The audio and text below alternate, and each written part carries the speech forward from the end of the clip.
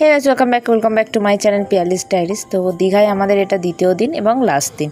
আমরা গিয়েছিলাম হচ্ছে তালসারি এবং শঙ্করপুর সি বিচ। এছাড়াও ওখানে আরও যে দুটো মন্দির আছে, যদিও আমার সেই মন্দিরগুলো এখনও মনে নেই। আর একটা জায়গায় গিয়েছিলাম, সেটা হচ্ছে কাজু বাগান, যেটা গিয়েছিলাম প্রথমেই। এবং এখানে বিশেষ কিছু নেই, শুধু একটুখানি ওই সোজা যাওয়া নিয়ে তারপরেই চারপাশে কয়েকটা কাজু গাছ এবং আরও কিছু কিছু গাছ, সেগুলো দেখানো হচ্ছিলো। এটা যদিও নতুন খুলেছে। এই দিকেই পড়ে সায়েন্স সিটি, ঢেউসাগর পার্ক, কিন্তু সায়েন্স সিটিটা আমি আর যাইনি। তবে আসার সময় ঢেউসাগর পার্কটা আমরা এসেছিলাম ডাইরেক্ট হোটেলে না গিয়ে। কাজু বাদামের এখানে গাছ বিক্রিও হচ্ছিল 10 টাকা করে। মোটামুটি আপনাদের এখানে তেমন কিছু দেখার নেই, চারটে ওই গাছ টাছগুলোই আছে। আর তো এখান থেকে আবার টোটোয় উঠবো, এরকম জায়গা কভার করার ইচ্ছা আছে, দেখা যাক। তারপরে এই কাজু বাগান পেরিয়ে ঢুকে গেলাম উড়িষ্যার বর্ডার। এইটা ছিল উড়িষ্যার বর্ডার এবং আস্তে আস্তে উড়িয়া ভাষাও শুরু হয়ে গেল। তো এইটাও ছিল মোটামুটি, তবে দাঁড়িয়ে দেখার মতো তো কিছু ছিল না। এটা একটা প্যাকেজের মধ্যে টোটোটাকে ভাড়া করা হয়েছিল, কিন্তু অটোতে বরঞ্চ বেশি ভাড়া নিচ্ছিল। যদি শেয়ারে যাওয়া হয়, মানে যাওয়ার আপের, তাহলে তখন সেটা কম ভাড়া লাগে।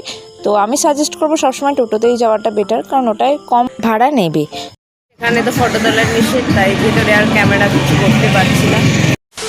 নারায়ণ মন্দিরটা ঘোরার পর চলে এসছে আরও একটা মন্দির, সেটা ছিল শিব মন্দির। এটাও ছিল উড়িষ্যায়। তো এর ভেতরটা একটা জিনিস আমার খারাপ লাগলো, সেটা হচ্ছে ঢুকেই প্রথমে পান্ডাদের টাকা দাও, 50 টাকা করে টাকা দাও, তবে তুমি প্রসাদ পাবে, তবে তুমি পুজো দিতে পারবে, এমনি ঢোকা যাবে না। মানে এরকম হাজার রকমের ফিরিস্তি ছিল, যে জিনিসটা আমার খুব খারাপ লেগেছিলো। তো যাই হোক, মন্দিরের ভেতরটা পুরো ফাঁকা ছিল। এই জায়গাটা ছিল সকালবেলায়, তাই একটু ফাঁকা তো ছিল, তবে বেলার দিক হলে আরও একটু ভিড় বাড়ে। তো তারপর থেকে ওখান থেকে বেরিয়ে চলে এলাম তালসারি। আর এই তালসারিটা সেটাও উড়িষ্যার মধ্যেই পড়ে। তবে এই তালসারি বিচটা আমার সবচেয়ে বেশি ভালো লেগেছে। দীঘা যতগুলো জায়গা আমি ঘুরেছিলাম, উদয়পুর, শঙ্করপুর, এই মন্দিরগুলো বা ঘোরার পরও কিন্তু আমার তালসারিটা বেশি ভালো লেগেছে। এখানে রাস্তার দুপাশে অল্প দোকান ছিল। সকালবেলা গিয়েছিলাম, তবে দোকানগুলো অতটা তো খোলা ছিল এবং বৃষ্টিও পড়ছিল। তো যাই হোক, তবে হোটেল আমি আশপাশে খুব একটা দেখতে পাইনি, এবং গ্রামের ভেতর দিয়ে প্রচুর রাস্তাটা ছিল, পুরো অফবিট জায়গায় বলতে পারো। এবং ভেতরে এই ট্রলারে মাছগুলো আসছিলো, সেই মাছগুলো বিক্রি হচ্ছিলো। এইখানটুকুই সমুদ্রের এখানটা সেখানটা ভিড় ছিল। এই যে নৌকাগুলো দেখছো, এই নৌকাগুলোতে 8 জন করে নিয়ে যায় এবং 100 টাকা করে ভাড়া নেয় পার হেড। তো এটা নিয়ে যাবে, ওই মাঝখানে একটা দ্বীপ আছে, দ্বীপ নয় ওটা, ভাটার জলে ভালো দেখা যায়, তবে জোয়ারের জল হলে ওখানটা প্রায় ঢাকা পড়ে যায়। এরকম বালির একটা স্তর, যেখানে লাল কাঁকড়া আছে, ওইখানে যেখানটা তারপর হয়ে যাচ্ছে সমুদ্র, এদিকে নদী, ওদিকে সমুদ্র, যেটা আমার অসাধারণ লেগেছিলো। এবং এত ফাঁকা নির্জন এই সমুদ্রের মাঝখান দিয়ে যাওয়া। এবং এটা আমি লাস্ট দেখেছিলাম চিল্কাতেও। যদি তোমরা পুরী ব্লগটা না দেখে থাকো, তাহলে তোমরা প্লিজ দেখো।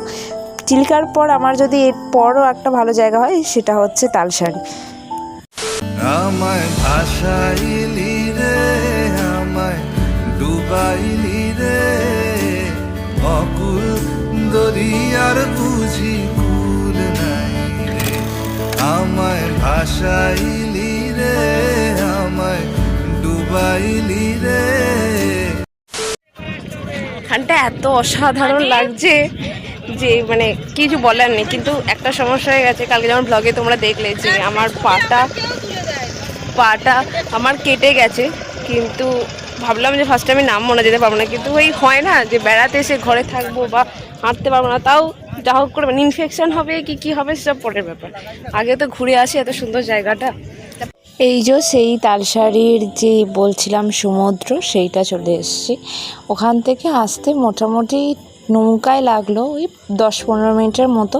এবং যিনি নৌকা চালাচ্ছিলেন খুবই ভালো চালাচ্ছিলেন। এবং তারপর এইখানটা আসার পর ভাটা ছিল যদিও, কিন্তু আস্তে আস্তে জোয়ারের জল বাড়ছিল, আর লাল কাঁকড়া দিয়ে অসাধারণ যেখানে ছিল। আর সবাই মিলে এখানে ফটো তোলার, যে যার নিজের মতো ব্যস্ত, এবং ফাঁকা শুনশানে একটু বীচটা লাগছিল।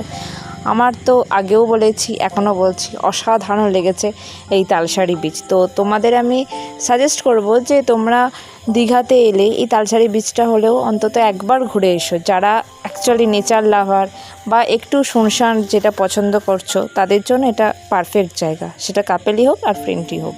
তারপর তালসারি থেকে আমরা চলে এসেছি এখন উদয়পুর সি বিচ।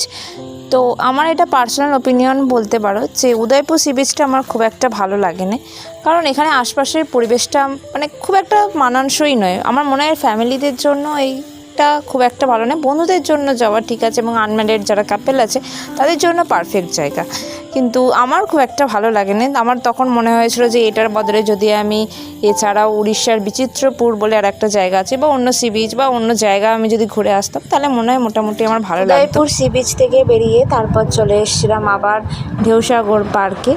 সরাসরি যদিও হোটেল অবধি আমাদের টোটো বুক করা ছিল, বাট আমরা টোটোয় করে ওখানে পৌঁছালাম না, আমরা ঢেউসাগর পার্কেই নেমে পড়লাম। যেহেতু পার্কটা দেখা হয়নি তো সেদিনকে আমরা অনেকগুলো জায়গা ঘুরেছিলাম। এই ছিল টিকিট কাউন্টার, যেটা 10 টাকা করে পার হেড টিকিট ছিল। ভেতরে যে রাইডগুলো ছিল তার জন্য আলাদা কস্ট অবশ্যই। তো আমরা 4টে টিকিট কেটে নিয়ে চলে গেলাম। এখানে টয় ট্রেনটা ছিল, যদিও সেটা চলছিল, তবে আমরা খুব একটা চাপ পিইনি। তবে সামনে যে ফ্রন্ট গেটটা যেটা ছিল ভীষণ ভালো লেগেছিলো এবং ভেতরে এত গাছপালা ছিল সামনেই। তবে ঢেউসাগর পার্ক থেকেই ওখানে দীঘার বিচটা ছিল, যেটাও আরও অসাধারণ লাগছিল পার্ক থেকেই। তো যাই হোক, এই ছিল সাইডে মানে ভিউ, এবং ভেতরে আরও ছোটো ছোটো স্টল ছিল। যদিও দুপুরে তখন বাজছিল প্রায় 12:30টার সময়, তখন যদিও একটু খোলা ছিল এই ক্যাফেগুলো, তবে ওই ফাস্ট ফুড এমনি বেঙ্গলি ফুডগুলো খুব একটা ওখানে তখন ছিল না। লাঞ্চে খাবার জন্য ফাস্ট ফুডগুলি ওখানে বিক্রি হচ্ছিলো, লাইক এগ রোল, চাউমিন, এইগুলি। তবে সন্ধেবেলা এলে এখানটা আরও জমজমাট। ঢেউসাগর পার্ক ঘুরে আসার পর এখন এখান দিয়ে বিচটায় এসেছি, কারণ এখন বাজে হচ্ছে প্রায় 1:10-15, আর এখন খাওয়া দাওয়া তো হবে না, খেতে খেতে সেই 2টো বেজেই যাবে। তাই আমরা এখন এখানে একটু টাইম স্পেন্ড করছি। তারপর তবে আজকে অনেকগুলো জায়গা আমরা কভার করলাম, 6খানা জায়গা। তাও আমার এই দুধসাগর পার্কটা আসার পর এখানে 7টা হলো। বিকালবেলা যাওয়ার কথা আছে আর একটা পার্কে, এই রাতেরবেলা তো বাসে করে বাড়ি আবার। আমাদের বেরোনোর কথা ছিল বিকালবেলা অমরাবতী পার্কে, কিন্তু আমরা সেটা আর যাওয়া হয়নি ঘুমোনোর কারণে, কারণ প্রচুর টায়ার্ড হয়েছিলাম। যাই হোক, সন্ধ্যেবেলা বেরিয়েছিলাম আবার একটু চক্কর দিতে, তারপর রেডি হয়ে বেরোনোর কথা ছিল। চলে এসছি জাহাজবাড়ির এখানটায়। আজকে আমাদের তো দীঘায় লাস্ট, রাতও নয়, একটু বাদেই বেরিয়ে যাবো খাওয়া দাওয়া করে 8টার সময়। তো যাই হোক, এখন বাজে হচ্ছে প্রায় 7:45। লাস্টবার সমুদ্রের পাড়ে গিয়েছিলাম, বাট ওটা এত অন্ধকার ছিল, খুব একটা ভালো ভিডিও করা হয়নি। এই জাহাজবাড়ির সামনেটা একটু ঘুরে যাবো।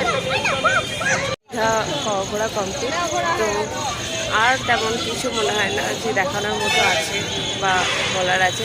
ভিডিওটা ভালো লাগলে please to like, comment, share and subscribe. দেখা হচ্ছে নতুন কোনো একটা ব্লগে।